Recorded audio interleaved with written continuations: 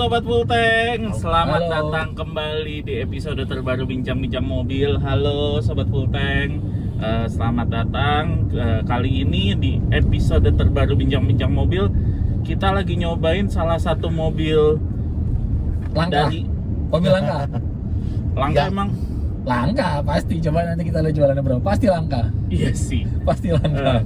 Nah, mobil ini adalah Toyota All New. Nama lengkapnya RAV4 GR Sport PHEV. Panjang banget tuh namanya. Panjang. Seperti kebiasaannya Toyota.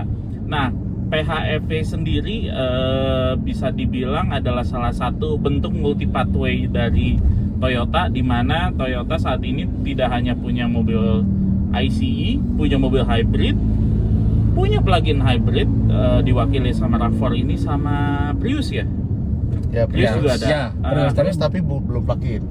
Prius yang Udah. dijual yang belum plug-in. Yang Yang dijual, yang, ya. yang pas Gias kemarin mereka launching yang plug-in tapi harganya nggak ada. Iya, jadi besar Sport order ada kali ya? HEV. Iya. Belum ada kabar juga sih. Belum ada kabar. Oke. Apakah mungkin akan ke depan akan dibawa, kita belum tahu. Nah, terus juga ada elektriknya dengan BZ4X. Nah, Yang belum ada dia mild hybrid. Harusnya di Fortuner udah ada, tapi satu dan lain hal tidak jadi, belum jadi dimasukkan ke Indonesia. feeling gua sih kayaknya itu mah udah ganti nama. Bisa. Udahlah, udah sayonara Fortuner. But let's put Fortuner di lain kisah. Tunggu aja kalau misalnya kita bahas mobil Fortunernya. Kali ini kita mau ngebahas soal apakah Toyota itu hanya menempatkan mobil ini dalam tanda kutip yang penting ada, atau sebenarnya ini menjadi bentuk untuk ngasih tahu ke publik bahwa Toyota itu juga punya mobil plug-in hybrid. Mungkin pendapat dari Om Adit dan Om Ivan gimana? Kalau gue bilang mobil ini pas, gue suka banget mobil ini. Size-nya, rasanya, nyamannya. Kalau electric vehicle, motor listriknya lebih enak daripada mesin. Begitu mesinnya nyala, seperti ngeden. Mungkin mode-mode sportnya belum saya mainkan ya, tapi begitu mesin nyala tuh kayaknya ngeden gitu. Kurang smooth aja rasanya. Karena di tuningnya mungkin gaya-gaya Iya. Camry. Tuningnya mungkin emang sebenarnya utamanya itu EV, karena kita basically ketika kita set modenya auto, dia akan EV terus sampai baterai habis, baru dia pindah ke mode hybrid.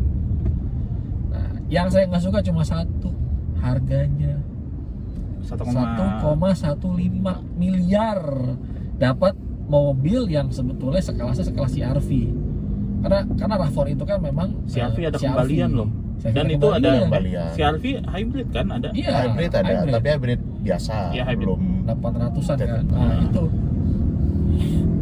jadi ya memang harganya mahal sekali, apalagi dia sudah AWD, tapi memang mesinnya pun 2500. Berapa tadi 130 kW Iya, kan? ya. Motor depannya 134 kW lagi, motor belakangnya 40-an kW lagi, Berarti anggap dapat Torsinya 300. hampir 300. Torsinya aja power. juga gede kan. Gede. Anggaplah bisa Mesinnya 400. 220. Motor total? torsinya 270 ya. Nah, Berarti hampir 500. Oh, tuh hampir 500. Wah, powernya enak betul. Cuma Apalagi ya torsinya kayak listrik ya, jadi kalau digas langsung.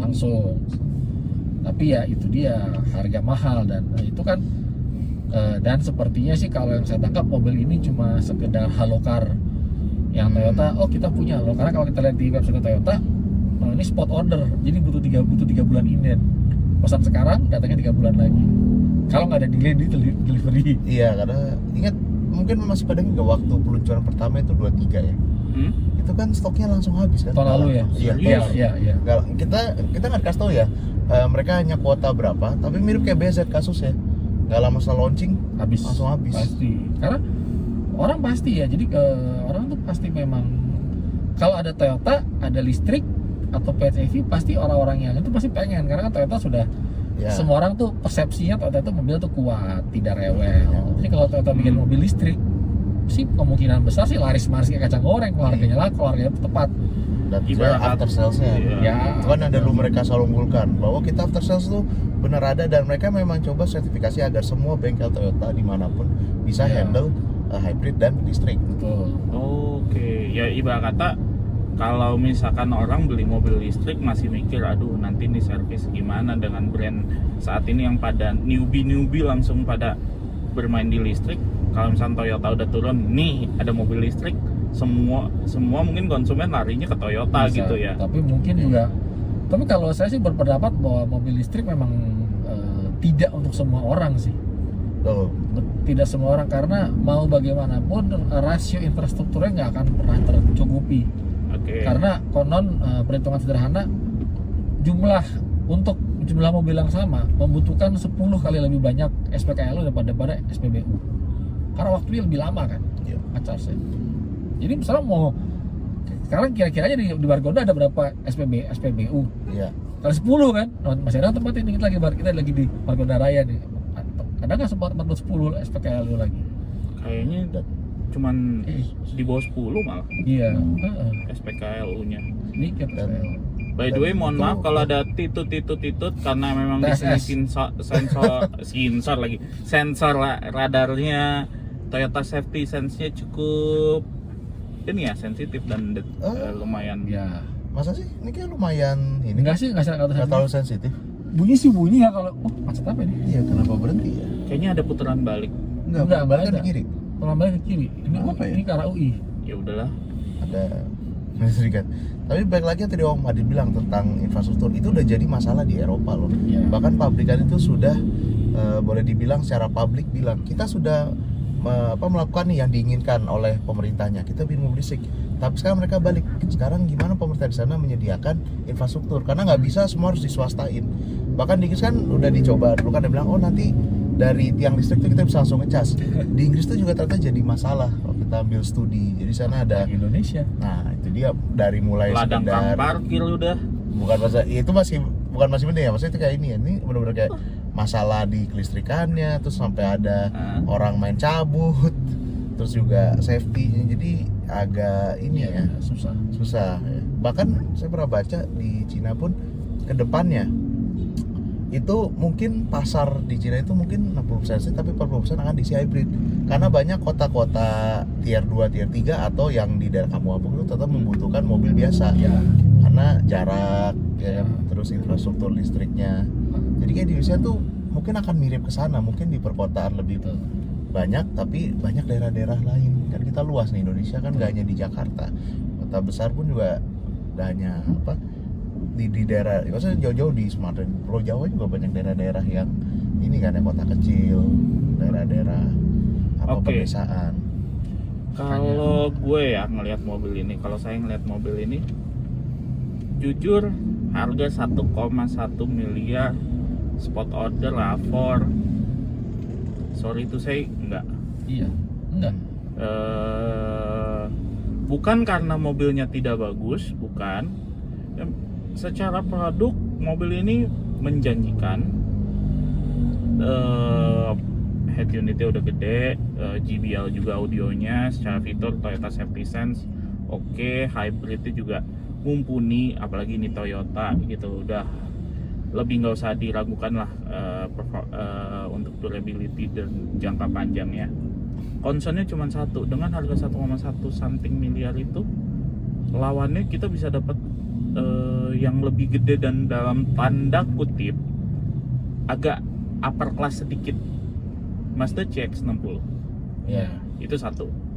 Dan kedua, kalaupun dengan harga 1 miliaran lebih dan kita berharap untuk mobil dengan kayak Toyota RAV4 begini dengan segala kecanggihan segala macamnya, why don't we naikin lagi sekalian aja ke Lexus either itu yang PHEV itu kan ya di RX ya, tapi kan kayaknya NX ada itu nggak PHEV, itu hybrid biasa. Iya, yang kemarin NX 300. kayaknya NX ada deh PHEV-nya. Kalau nggak salah ya, perlu dicek lagi. Kalau nggak salah dia punya 2 atau 3, karena mobil plug-in hybrid itu nggak banyak di Indonesia. Styling, entah kenapa RAV4 ini yang GR Sport agak-agak nggak tahu ya, ini selera. Tapi memang mukanya memang generik banget, belakangnya seperti ZNX. Bentuk itu campuran antara kombinasi antara kawin silang ZNX sama Yaris Cross. Meskipun sebenarnya ini duluan ya, di luar negeri ini 2019. Berarti ini ibarat kata bapaknya baru turunannya. Baru turunannya tuh ZNX sama si Yaris Cross itu. Tapi kan di Sayang Indonesia sih, maksudnya kan belakangan. tahunya maksudnya belakangan. Iya. Oh. Ya, Ini mah macam masuk UI. Dan ini ya bahasa Iya, kembali ke bahasa desain tuh ya.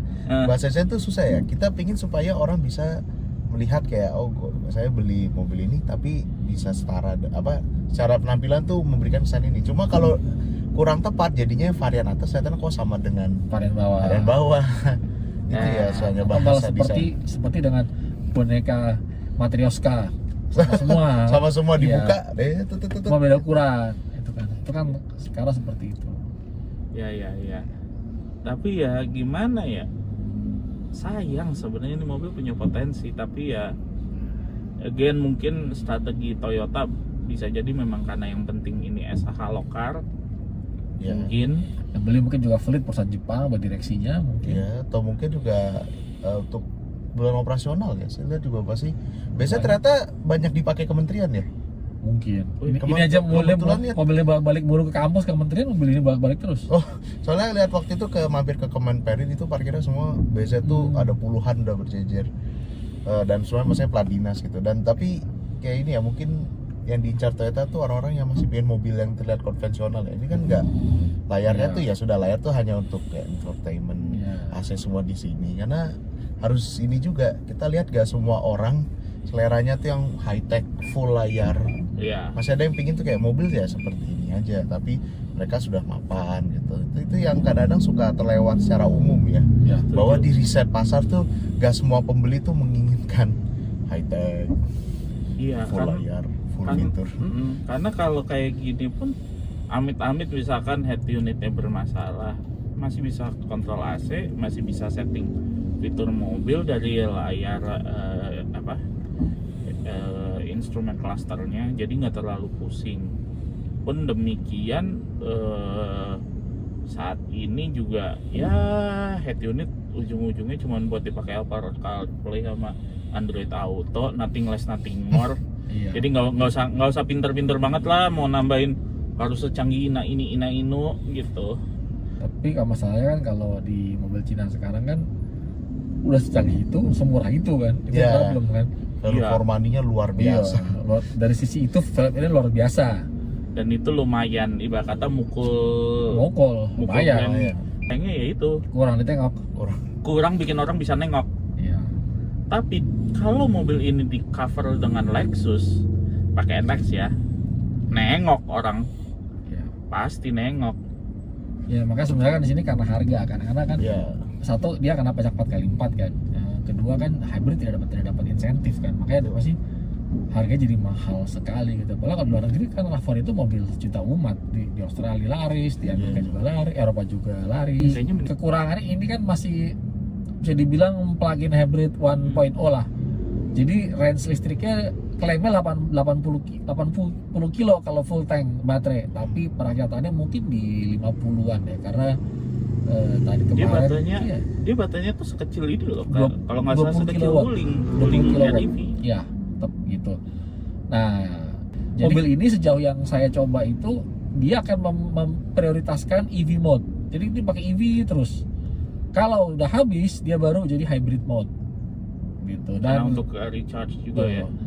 makanya sebenarnya mobil ini PHEV itu sebenarnya cocok, apalagi kan kalau kita bicara batch PHEV yang terbaru dari BYD 2000 kilo bos range-nya.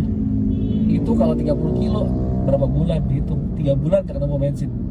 Dulu bahasan kita soal Toyota RAV4 dengan segala kelebihan dan kekurangannya dan pendapat kita. Again secara garis besar kesimpulannya kita tuh sangat melihat potensi besar dari mobil ini. Sayangnya harganya ketinggian sehingga kita ngelihatnya juga jadinya aduh sayang gitu, dan kita berharap justru nanti teknologi plug-in hybrid ini bisa diturunin nih ke produk-produk lainnya. For instance contoh kayak misalkan ke Toyota Corolla Cross, Yaris Cross, dan ya kurang lebih produk-produk itu. Di luar itu kita juga kalau dengan harga 1,1 miliar ini ya kita ngerasanya masih ada opsi-opsi lain yang lebih menarik. Mungkin kalau dari sesama keluarga Toyota ya udahlah sekalian naik kelas ke Lexus gitu, Lexus NX gitu, karena dia juga punya teknologi yang quote on quote secara sistem, fitur dan segala macamnya ini sama persis kayak RAV4. But again, ini pendapat kita. Teman-teman juga feel free untuk share pendapat kalian di komen.